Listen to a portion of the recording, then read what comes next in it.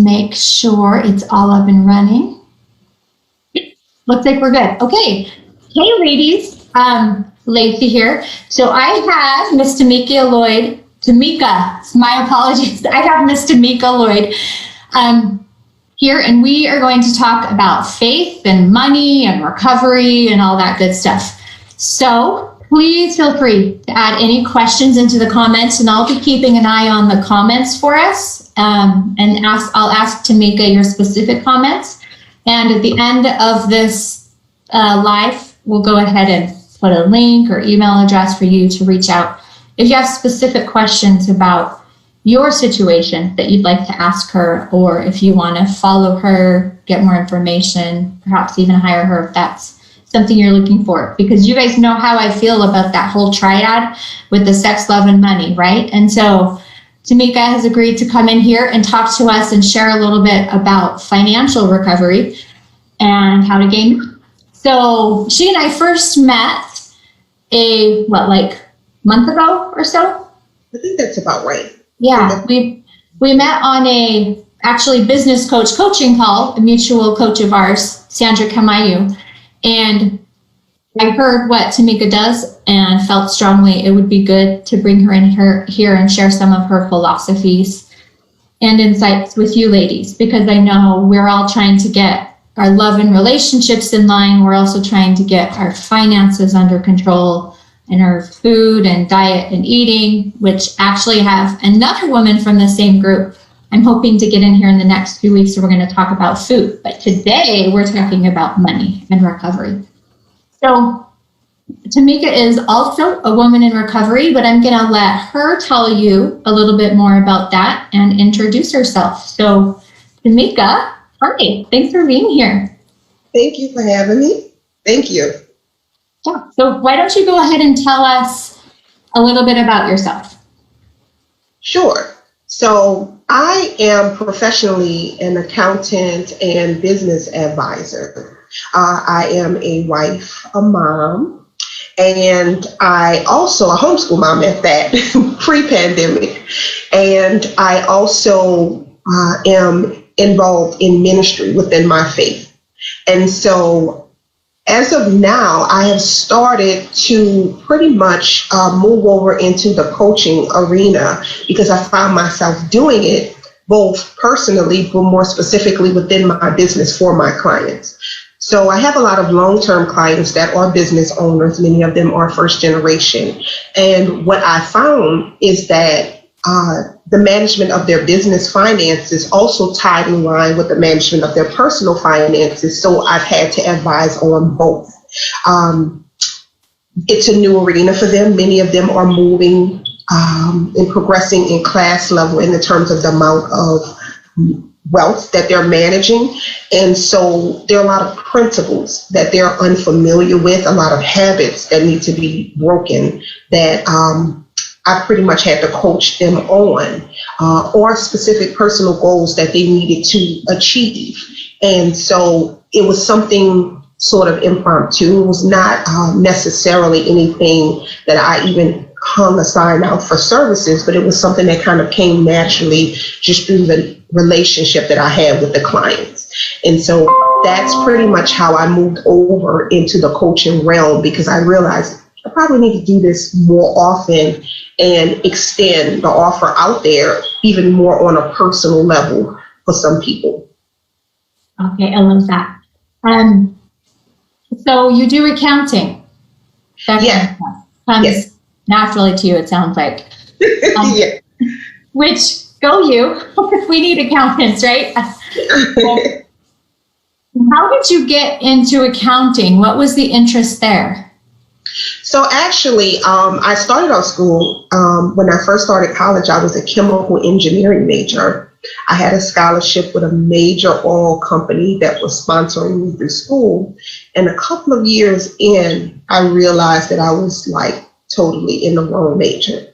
Not necessarily because I wasn't good at the academic work, but because a part of this the part of the scholarship was an internship, and I got a chance to work offshore in the Gulf physically, like doing the type of work that I would do as they expected me to do, as they were sponsoring me through school to graduate. And I realized it just didn't click with my personality. I got into engineering because I love problem solving, but I realized that the environment didn't fulfill me. And so I ended up having to take off a couple of years to just figure out what I wanted to do in my life. So I just went out into the world and worked and moved to a different city just to kind of learn myself. As I went back into school, I realized what came naturally to me, and I ended up in business, but still didn't know much more specifically. I came back as a finance major because I assumed that the finance major did what I currently do now. I knew nothing about the details of the different professions. And it was my accounting professor that suggested that I probably was in the wrong major, because academically she saw that the accounting flowed so well for me. Accounting was one of the required courses for a finance major. And I just picked it up pretty well. And so she kind of encouraged me, she was a CPA at the time, that I should probably look into the field of accounting. And I still had my biases at the time, but a group I was in invited an accountant in where they were discussing what they did. And in this particular accountant, they mentioned that the court system would pull them in often to do forensic accounting on things. And I was like, oh, so ultimately what I learned when I learned more about the field, I realized that it was pretty flexible. It was not just tax, that it was any form of financial management for an entity, for a person, and that there was flexibility there in what you could do with that, which I later found. So as I was studying accounting, while I was still in school, I was in a pretty large church at the time, maybe, well, I should say medium size, about 2,000, almost 3,000 members. And I had someone there was an entrepreneur, and their daughter-in-law was not available to do their books that year to get prepared for taxes. And so they tapped me because I was an accounting major. And that's it.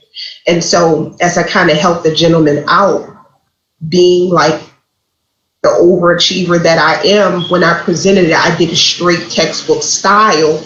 And he was just kind of shocked that I guess he said the quality was as if a CPA firm had did it. And next thing I know, I was getting another phone call from another business owner in the church.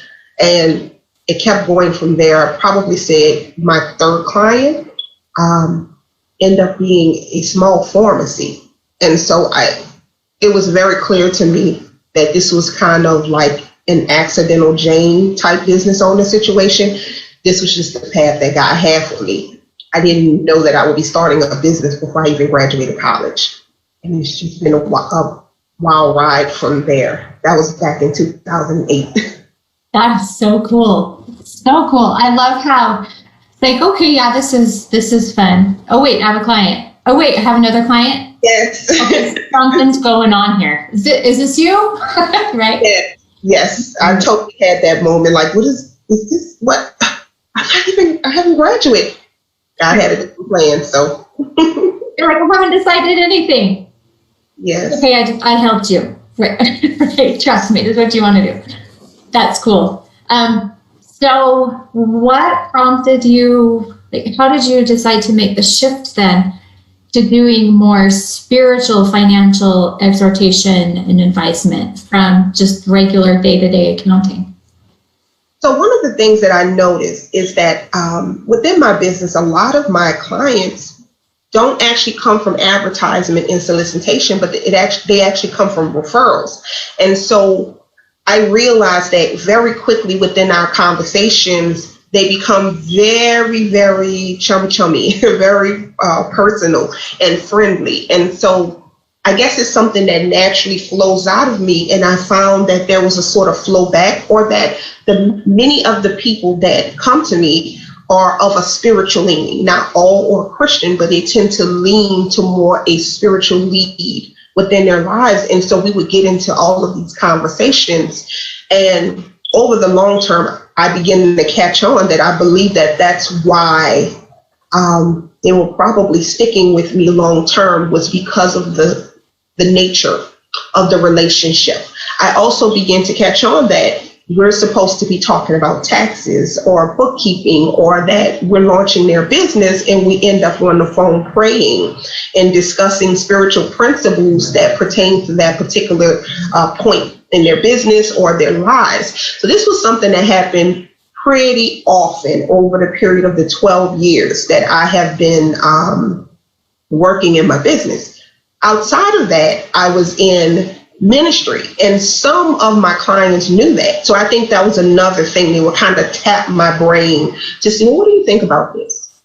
And so then a lot of the conversations would then shift over from business to now we're talking personally. We're now talking about something they're going through. We're now talking about their marriages. And I was pretty open to that because I began, as I said, to catch on that these were sort of divine connections.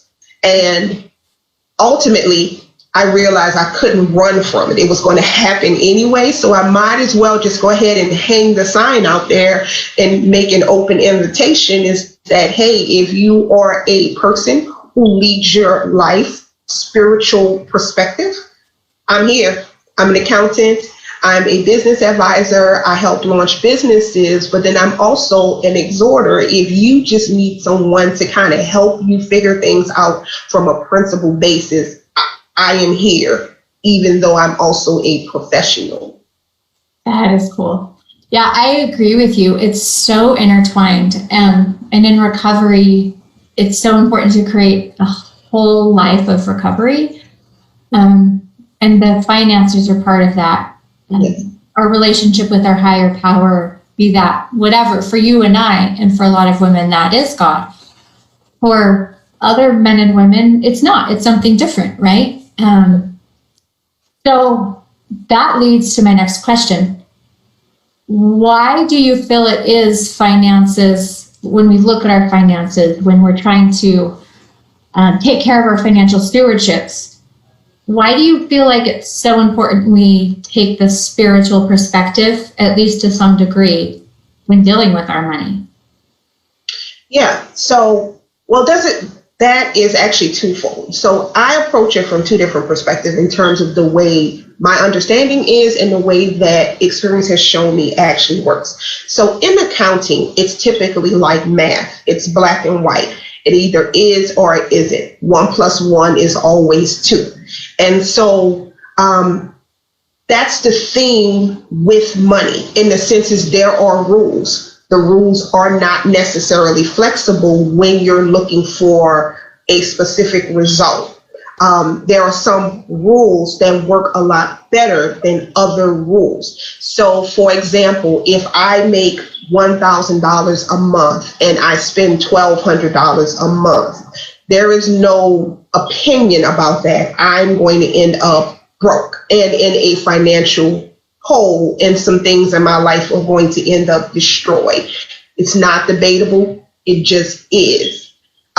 So taking a principled approach to your finances, there are a set of rules. We should learn those rules. When you go that route, whether it's money or anything in your life, finding a principle, whatever that is, and following it consistently, you will find stability in that.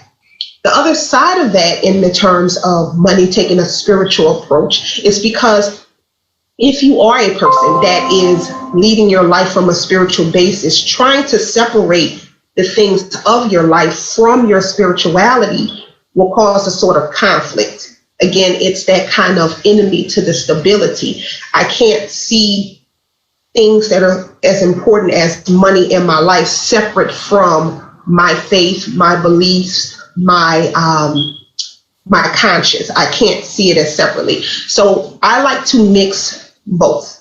I believe in a higher power. I believe in his help. I believe that the principles that he gave, which in my instance is Christianity, he gave us an outline, including money. There's like so many scriptures on money within the Holy Bible. And I believe that whatever those principles are, you should lean on that, tap tap to that and then, in a sense, incorporate it into your faith in trying to consistently follow along with these rules and principles. And then, and only then, you will find improvement from your current situation and stability, because you are consistently leaning on the same principles. Okay, I love that. I love that. And there's, as I work through my own recovery and work with women in recovery, I've realized that there are some principles that, Christian or not, faith-based or not, they're just some rules to our interactions with other people. And so I love that perspective. And yeah, I feel like finances, how we handle our money, how we handle our relationships, how we treat our bodies, meaning what we take into them. Are we taking in enough? Are we taking in too much? Are we getting what we need? So it sounds like you approach finances from that same standpoint. There's ways that money will work and ways it won't. So let's say, Tamika, that I'm early in recovery and really struggling to stay in my budget, because now, true story actually, now I'm not numbing with reaching out to what we call a target or a qualifier in here. I'm not reaching out to him. I'm not sending text messages or emails, or I'm intentionally going a different way when I'm at work so I don't run into him, right? And I get into recovery. Now I'm having withdrawals, but I've realized going online and finding cute clothes or something to make my apartment cuter, my house cuter, painting, some throw pillows, whatever. And now I've got myself in some credit card debt. Things are really tight because there wasn't much in the budget anyway, but now there's a credit card payment I need to make. And I'm not saving. I'm kind of falling apart financially. What's some advice or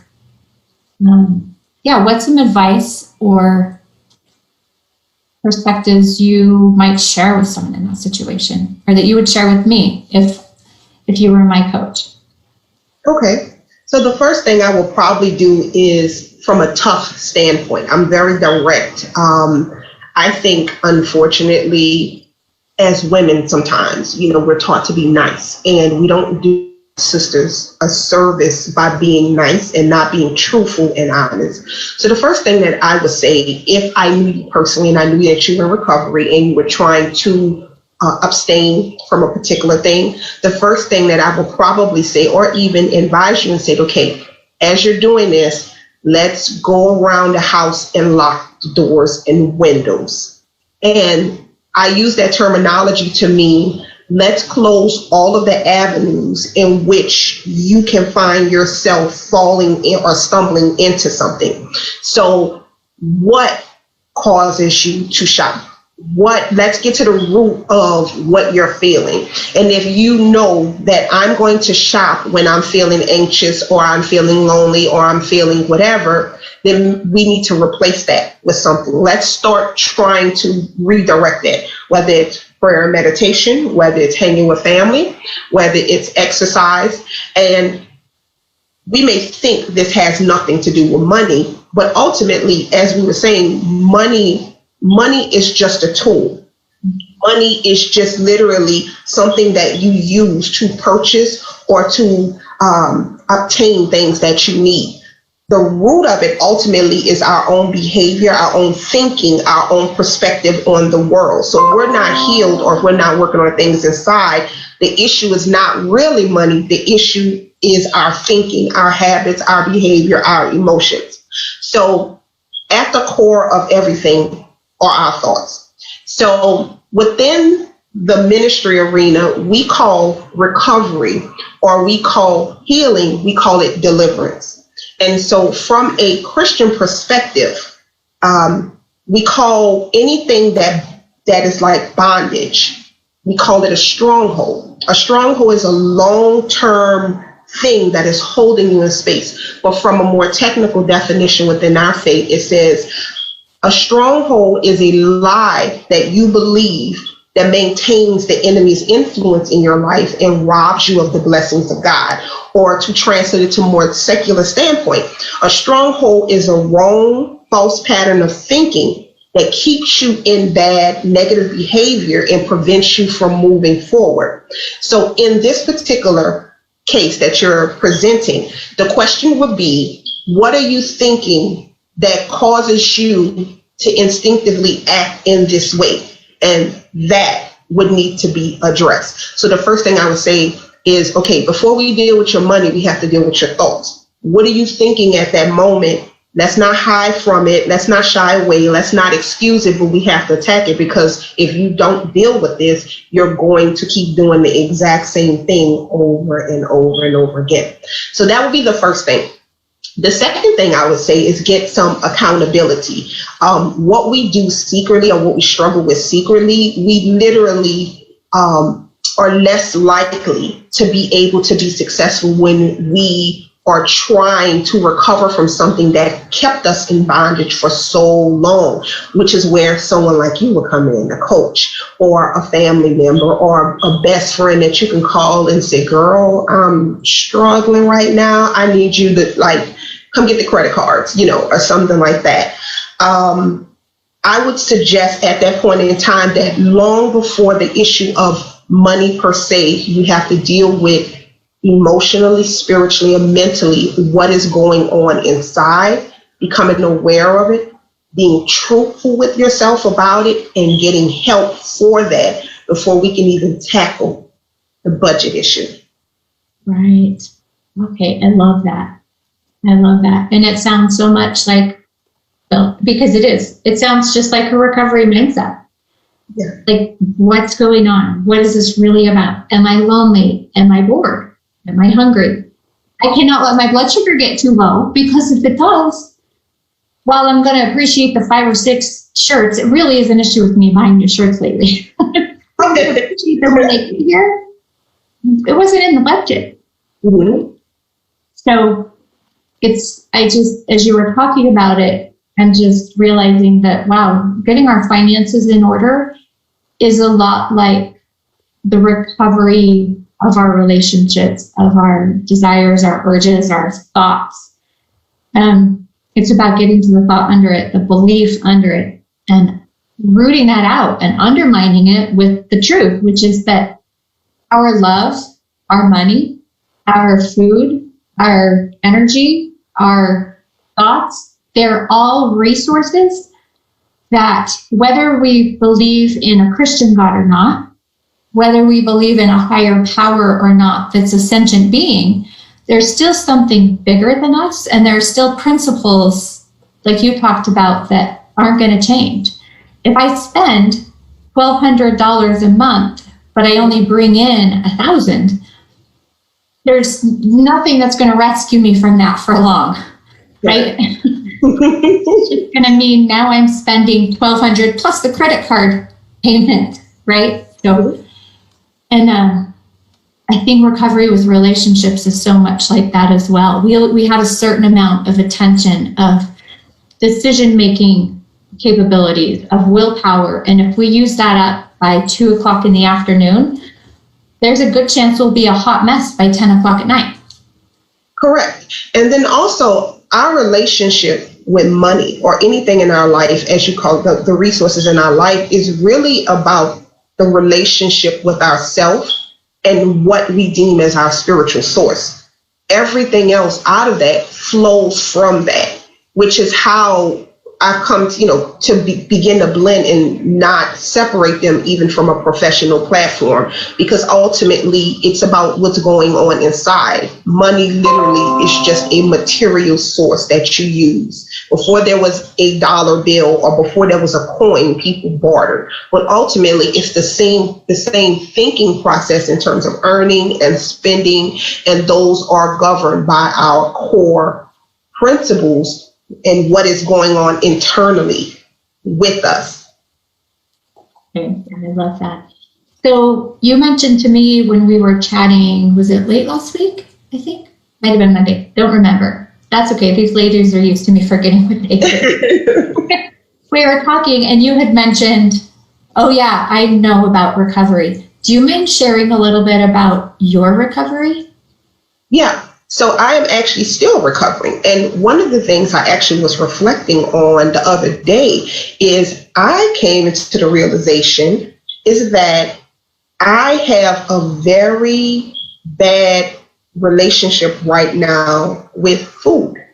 And in my instance, it's not so much I don't know what to eat. It's not so much that I don't know how, should even know how to lose weight. If right now you put a gun to my head, I probably can lose a lot of weight within a couple of weeks and it won't be difficult.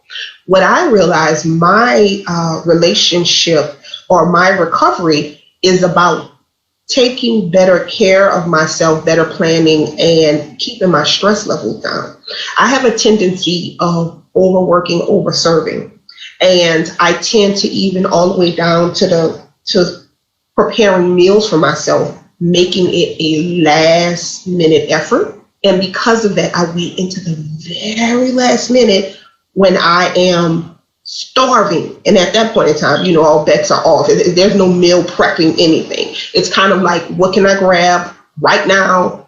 And for a long time, that was the norm. And I excused it away. Well, I'm busy. I have a business. I have a husband. I have 4 kids. Like, I'll figure that out later. After I had my last son, I think, I had some adrenal issues and my adrenals crashed after I had the baby, and I gained 40 pounds in 2 months. And so the issue was not the weight gain, it was my lack of attention that I gave it to fix the situation once I realized what was going on. And that is how I'm beginning to discover that I have a tendency of doing everything else except taking care of myself. So I do consider myself in recovery. And as noted earlier, within my faith, we call that like transformation and deliverance. I am still working on the things that God is revealing about myself that I have been blind to. As we move along, there is no perfection. In our word, in the word of God, it basically says that, as we move along through life, we will continue to learn as we begin to read the word or learn the principles of whatever faith we have. It will constantly reflect back at us and begin to reveal our imperfections. So every day is really more of an improvement and a progress. So here I am, 38 years old, and I'm just learning things about myself that are open for improvement. I never paid attention to that pattern of behavior until literally recently. So yes, I have so many things just even over the last 20 years that I've gone through seasons of learning things, unlearning mindsets and socializations, bad toxic behaviors that I didn't realize at the time was toxic, dysfunctional, or destructive to me or those around me. So I, by all means, am not perfect. I may do accounting well, I may do advising well, or God may use me to encourage other people, but I myself am still a work in progress. And I totally understand that that's pretty much going to be how it's be until I close my eyes. Perfectionism is real. You said perfectionism, and I was like, oh, we all understand that one here. Like, yeah. Big deal. And I feel like it's like almost like it could be an illness for a lot of women. Like It makes us sick because we're never going to measure up to this perfect person we want to be. We're never going to have our finances and our food and our relationships and our house and our businesses and our, all the things. We're never going to have it all completely in line because stuff is constantly shifting and there's always a mess that has to be cleaned up. Correct. Correct. I heard someone say very well, I thought this was brilliant. I heard someone say the other day, the goal every day is not perfection, to be perfect, but progress. It's not perfection, but progress. So every day that you look back and realize that you are a few steps ahead of where you were yesterday, whether it be figuratively, whether it be in your mental space, in your emotional space, or physically, then you have made progress, and that is something to be celebrated, because that's really the only requirement. Anything other than that, like perfectionism, would be, as I said before, a stronghold. It's a lie. And if you live for a lie, you will always fail, you will always lose, you will always be behind, and you will find yourself constantly in emotional turmoil, because the goalpost is going to keep moving. Yeah, that's a good point. So you just mentioned something I wanted to ask more about. If I remember it, I'll come back to it. So let's say that, again, I've hired you to help me out. We're talking about my finances. What are some simple beginner steps that can lay a foundation for financial healing and recovery that women can take, just start to practice on their own, get some progression going, letting go of the perfectionism, and still seeing some results start to appear? Yeah. So the first thing is to sit down and just reflect on, what were you told about money growing up? What are your current views on money? When you think of money, or even providing for yourself, in some cases we have single women providing for yourself, or earning, spending, to just sit down and think about how you feel about those things. Again, to me, I tend to take a scientific approach. I know that's the nerd in me. Take a scientific approach through the process. Again, let's start at the beginning before we just do things. Again, we can know what the right thing to do is, but if we have certain impulses that we never dealt with, we can know all we want to. We're going to still do what comes natural to us. So the first thing is to identify that. Okay, what do I feel about money? For example, within the Christian faith, we know that it's traditionally taught that if you are married, the husband is the provider for the home. Is basically the main responsibility, provision lies on him.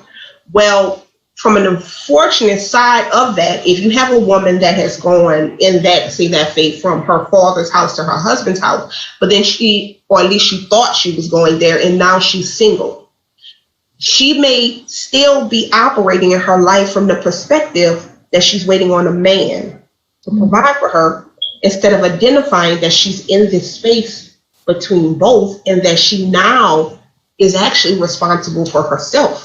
So then you may find someone that find themselves constantly seeking out men to provide for her, because she doesn't realize that she has that stronghold of believing that a woman cannot independently provide for herself, and that is a man's job. So now I need a man.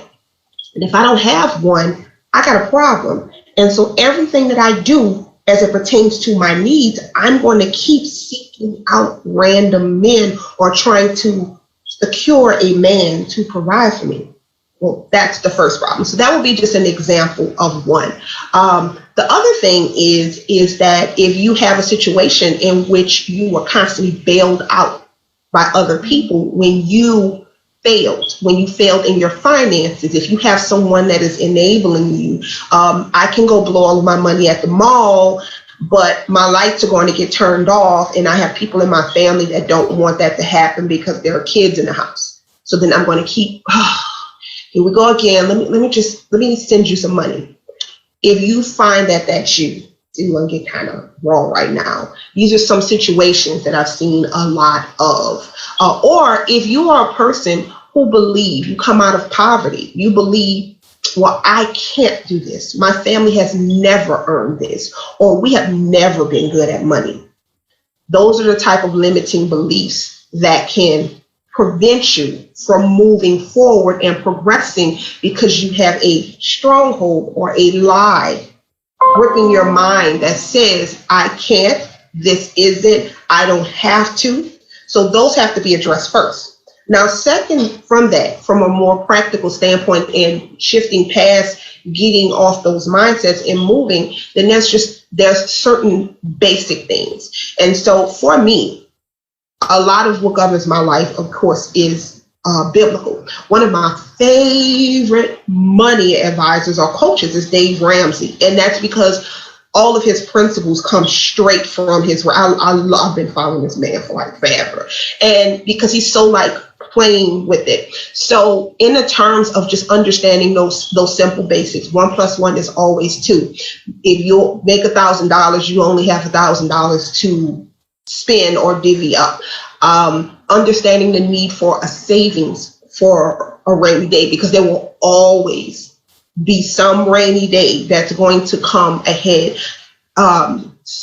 Spending and living on less than what you make so that there is a savings. So just to get a little personal, there was a point in time where I had probably a good bit amount of money of savings in the bank. I'm going to say at the time, to be very transparent. And when I say a good bit, I don't mean super rich, but at this point in time, I think I had about $13,000, about $15,000 in the bank. And there was just a moment I woke up and I realized, whoa, I feel different. And so I began to, being my normal self, analyze that. And I realized that when you are used to constantly working, you're constantly worrying about money leaving the bank, you move different, you think differently, you feel differently. When you have a stash, as we like to call it, and it's just sitting there, you find yourself relaxing a little bit more, and you also find yourself being able to focus on higher things. So you are no longer worrying about rent, food, water, things like that. You find yourself being able to focus more on yourself, being able to focus on more maybe philanthropic things, being able to take care of other people, pursuing a lot of things that we call higher calling things. But according to, there was a psychologist called Abraham Maslow, and in his chart, it was called the hierarchy of needs. Food, shelter, clothing was always at the bottom. And the concept was, you can never focus on other things that are greater if your basic needs for food, shelter, clothing were not met. So if your finances are wrecked and out of order, then you will always struggle with the base of your needs. You will never be able to successfully focus on anything greater than that, whether it's school, academics, whether it's pursuing some type of goal that you have, because your natural instinct, the way we're wired as humans, is going to always bring us back down to our basic needs of food, shelter, clothing. Being in a cycle of mismanagement of money constantly keeps you basic in your basic thinking. So money truly is, and getting money under control truly is a very key piece of any type of recovery, because you will never be able to focus on it if your basic needs are always unstable. And it's so true in recovery. If we don't have our basics taken care of, we're more vulnerable to doing, saying things that we may not otherwise if we had that security financially, in our relationships, in our significant relationships, in ourselves. So yeah, I love Maslow. Sometimes with women in recovery, we tend to, I know this was me when I was anorexic, I wanted and needed love and acceptance so much that I would literally give up food for it, or what I thought would make me more acceptable. And then at the end of the day, I was still super stressed. No amount of attention or reassurance or validation or nothing was enough, because I'd still stay up at night worrying about money. Yeah. Still worrying about how am I going to pay all the bills, and wait, maybe I can't even afford food if I did want to eat it, right? And that's incredibly stressful. Yeah. And that's actually why I love what you do, Lacey, because you get to the root. You get to the root, as you just narrated. You said, I wanted love and acceptance, so this is how I acted that out. I would give up food. So even in that particular situation, you came to realize that your issue was not really food. Your issue was that inside you wanted love and acceptance. What we'll actually find with our money is that our mismanagement of usually is rooted in something similar. There's something out of order in our relationship with ourselves. And getting to the root of that, going back to the first point, is going to always be the starting point, because you literally gave up one of your basic human needs of food because this thing inside of you, which we will label in the spiritual realm, your relationship with yourself, was unhealthy. And it was only through getting yourself healthy spiritually, and whatever that is. Some people meditate, some people walk, some people use exercise, but finding basic truths, regardless of, is the core for that, and getting yourself healthy, because it would extend to your money. And then getting that in order first, so that you can get control of your money, so that your money can now provide your basic needs. And then you just begin to build that pyramid. Once I get my money in order, once I get my basic needs in order, then I can see what else needs to be corrected. Because now I'm not stressing about money, food, the lights, and things like that. Now I can focus on higher things and begin to uncover. A lot of times also, when your money or your basic needs are unstable, it masks deeper issues, because you begin to falsely believe your issue is, well, I'm stressed because of the bills, or, it keeps you in perpetual cycles where you're hiding the true root of what your issues are. So by stabilizing those things, it also helps your coaches, your therapist, whoever is counseling you at that time, and yourself, be able to reflect on what your true issues are. Oh, I love that. I love that. Sorry, I lost video for a second. And I'm like, oh, God, she just keeps going. That's awesome. I absolutely love that. I feel like this has been so amazing. I know I feel encouraged to keep working on the finances. 1 second. I have another business coach, one of the first ones I hired, and he talked a lot about us raising our quote unquote poverty level, right? Mm-hmm. And redefining what meant poverty to us. And in looking at that, I realized poverty to me meant if I didn't have an ingredient I needed for something, to make something for my kids, or something that sounded good for dinner. If I didn't have the money to go get that ingredient, I was in poverty. Mm. And that was my definition for a long time. Now my definition is, if I'm not a mortgage payment ahead with a little bit of money for just in case, or, hey, I really want to go see my sister, oh, I can swing it, I've raised my poverty level, and it's no longer about the ingredient. I want the ingredients in the house anyway. I want to be able to go see my sister, or someone struggling, I want to go help them out. To be able to do that and not have to worry about my mortgage. Now, if I have to worry about my mortgage, I feel like I'm in poverty, so.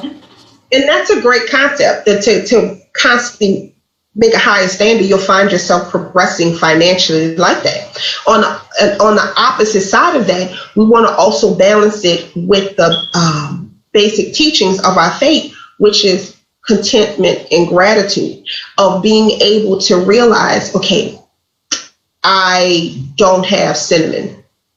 However, I have a house, a car, I have food in the fridge, I'm eating, my kids are healthy. Because as women, sometimes it's very tempting to think about what you don't have, the glass half empty. This is something that I struggle with. I find myself constantly chasing the next thing that I perceive that I did not have, to where I never stop and look back and realize how good I had it, how blessed I was, and how much I did have. And we may think that's not important, except that, again, your thoughts affect your emotions affect your actions. So if you're from a perspective of thinking, I don't have, and you begin to stress about it, again, that's another thing that could hinder your recovery, because your perspective, your thinking, is wrong. So I like that. I like the suggestion that you have about raising the poverty level and just basically changing your perspective on your life, just changing your perspective. So who told you you're in poverty because you were missing an ingredient? That's one of those things we will call a stronghold, a lie. So now you're worried about something so big when it was never real. It was never real from the beginning, and it affected everything in the way that you behave. That's a very great example. Yeah. And you just reminded me of gratitude, which I feel like gratitude is like the antibiotic for emotional ills, right? And, maybe I didn't have this, I make amazing chicken enchiladas, but it includes Campbell's nacho cheese soup. And I don't have the Campbell's nacho cheese soup, but I have everything I need to make sloppy joes or lasagna, which is still fancy if you make it from scratch. Or my kids love macaroni and cheese and chili. I have tons of stuff. I have tons of macaroni and cheese and chili. Let me not worry about this can of Campbell's soup. By the way, I could make the enchiladas with that and see how they taste out of everything else. So yeah. I love that you brought that perspective to my story. So that was great. Okay, this has been so insightful, so amazing. I really appreciate you taking the time to come in here and share some of your expertise and some new perspectives on money that I don't know that we think about very frequently. So before we sign off, is there anything else you feel like you'd like to share?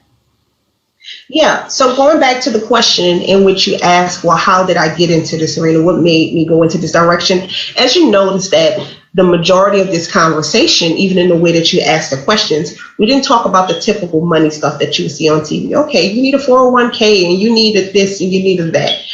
What I've just found is that we as women, we're brilliant, we're smart, we're capable. We are capable of learning what we need to learn. And that ultimately the root of a lot of our issues is our thinking, our mindsets, our emotions, or our spirituality. And so that is ultimately, to me, the starting point to everything. The rest of it will come. When you fix your mindset, you will go seeking the answers, the knowledge, the truths, and the principles for everything else. There are so many resources out there regarding money. So many resources out there regarding money. So my goal is to really get to the root of things, which is our approach and what's going on internally that is going to hinder us from seeking out and or implementing consistently those principles. Okay. Are you sure you're not a recovery coach? Because you sound just like that.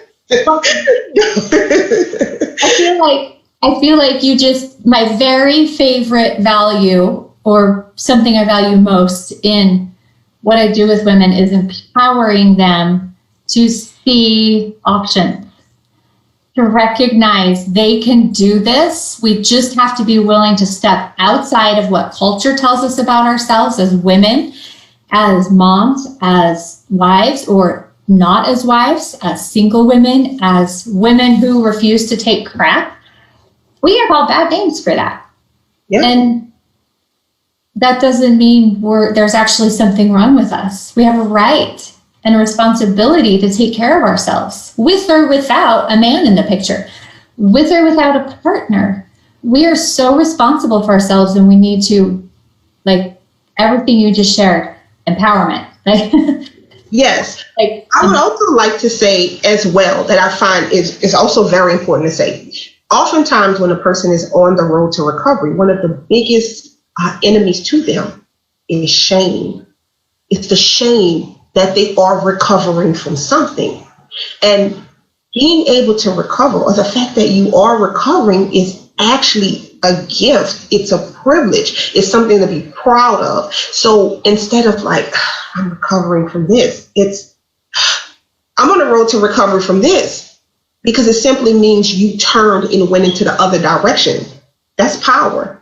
You're no longer powerless. You're still on the journey in progress, and you have not arrived at your chosen destination, but you're moving and you are no longer in bondage. So I just encourage the ladies that are watching this is watch out for the enemy of shame about your recovery. Celebrate every day. Give gratitude to the fact that you did wake up and realize you needed to do something different. And that alone is a power within itself, a force to be reckoned with.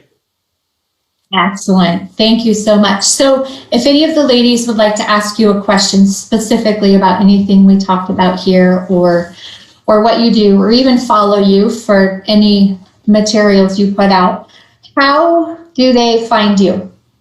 So right now, the easiest way to contact me in terms of will be social media. I am on Instagram. I am on Facebook. I actually have a page, Tomika Lloyd Faith Finance Foundation. And so you can look that up. There's a business page for that. And I keep my messages open and I do answer. So that will be the best and quickest way to get a fast response. Okay. Yeah, my next question was going to be, is it okay if they private message you? And there's a big yes. So if you wouldn't mind, after we end, it'll take you a few minutes for this video to be live, or not live, available. If you wouldn't mind, or if you'd like to, just go right ahead and share in the comments your page that they can follow. Sure, I will. I will do that. Okay. Thank you so much, Tomika. It's been amazing. Thank you so much. Okay. Let's see. Let me just check really quick. I don't think I saw any comments, but let me verify. Nope, it doesn't look like we got any questions. So, ladies, Tomika is in the group. Feel free to message her. She's going to share her link to her public page. Please ask permission before sending friend requests. But yeah, take care of yourselves, your money, your food, your relationships. You take care of yourself, ladies. And I will chat with many of you soon. Thanks again, Tomika. Take care of yourself too. Thank you so much. Okay, bye everyone.